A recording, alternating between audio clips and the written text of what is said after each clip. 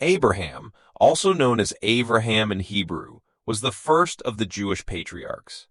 He lived in the second millennium BCE and was adored by the three extraordinary monotheistic religions, Judaism, Christianity, and Islam. According to the Bible's book of beginning, Abraham left Ur in Mesopotamia because God told him to start a new nation in an unspecified land. That name was Canaan. He followed God's orders without question, and God gave him repeated assurances and a promise that his seed would get the land.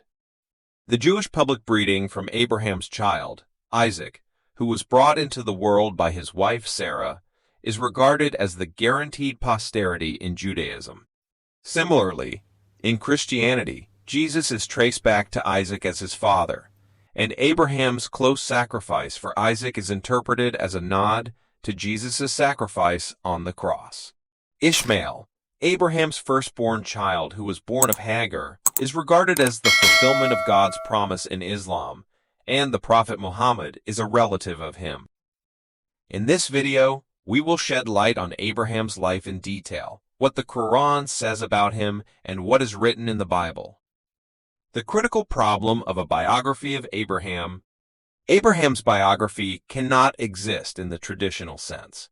The most that can be done is to apply the interpretation of modern historical finds to biblical sources in order to possibly determine his life's context and pattern. A reconstruction of the patriarchal era of Abraham, Isaac, Jacob, and Joseph is necessary for this. Mid-2nd 1,000 years BCE, which for the rest of the 19th century was obscure and considered practically mysterious.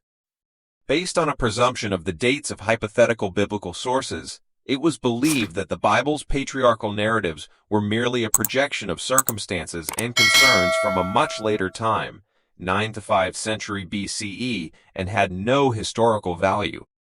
The narratives were explained by a number of theses, such as that the patriarchs were explanatory mythical beings, tribe personifications, folkloric or ideological figures created to explain various social, legal, or cultic patterns. However, archaeological research made significant progress after World War I with the discovery of monuments and documents, many of which date back to the time period attributed to the patriarchs in the traditional narrative. For instance, the discovery of thousands of cuneiform tablets, official archives, correspondence, religious and legal texts, during the excavation of a royal palace in Mari, an ancient city on the Euphrates, provided a new foundation for exegesis. These experts used these tablets to demonstrate that the narratives in the biblical book of Genesis perfectly correspond to what is known from other sources of the early 2nd millennium BCE, but imperfectly to a later period. In the 1940, a biblical scholar aptly referred to this outcome as the rediscovery of the Old Testament.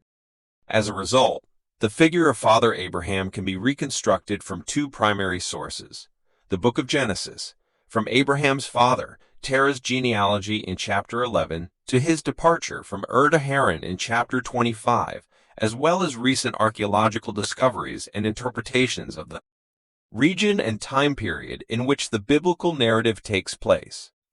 The biblical account.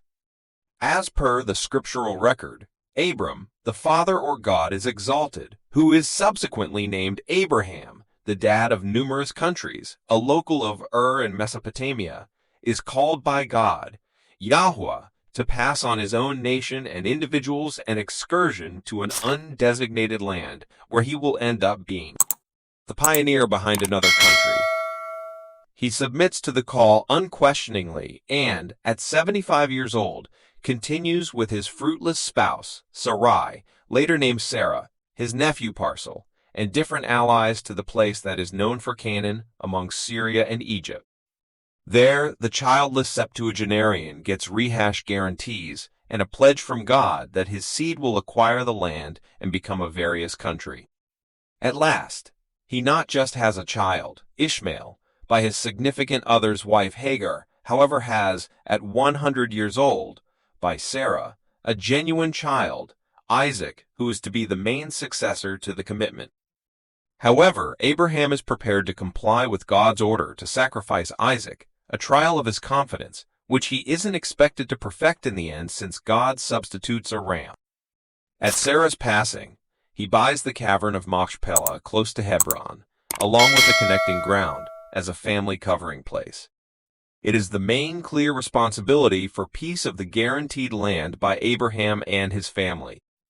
Close to the furthest limit of his life, he makes sure that his child Isaac weds a young lady from his own kin back in Mesopotamia, as opposed to a Canaanite lady. Abraham dies at the age of 175 and is buried next to Sarah in the cave of Machpelah. Abraham is imagined with different qualities: an equitable man with sincere obligation to God, a man of harmony, caring, and friendly, a quick-acting warrior. He rescues Lot and his family from a raiding party. He shows up as both a man of extraordinary, profound profundity and strength and an individual with normal human shortcomings and necessities. If you found this video enjoyable, please consider liking and sharing it. Additionally, subscribing to this channel will ensure that you receive more updates in the future. Thank you.